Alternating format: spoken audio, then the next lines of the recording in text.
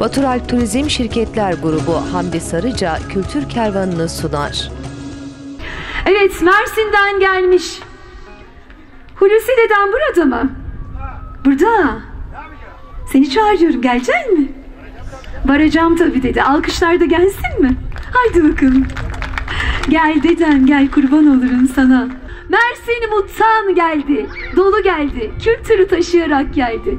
Hoş geldi, sefalar getirdi. Hoş bulduk, kurban olayım. Şöyle mikrofona hoş bulduk de. Haydi. Hoş bulduk. Hoş bulduk mu? Bulduk mu? Bulduk.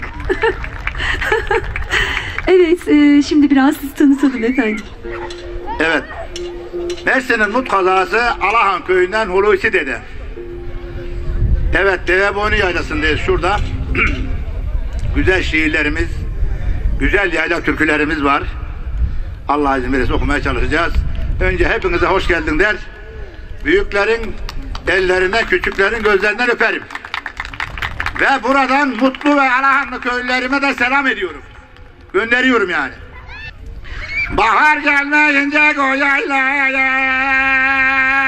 varamam. Göçersem yaylaya da sahile uğramam.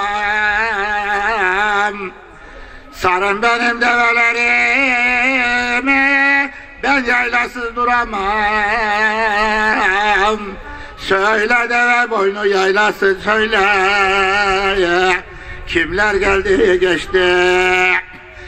Oğlum yoksa yaz gelmedi mi, yaza çıkanlar da gülmedi mi? Ebemiz dedemiz de bu yaylalarda ölmedi mi? Söyle yaylam söyle, kimler geldi geçti, kimler kondu göçtü. Kimler geldi, kimler geçti bu yayladan. Evet, Mersin'e ne diyoruz? Serinlik gönderiyoruz. Kekliğin sesinden, kekin kokusundan Mersin Mut'a selam olsun. Allah'a ısmarladık amca. Selam olsun, kurban olayım. Allah'a ısmarladık. Güle güle diyoruz efendim.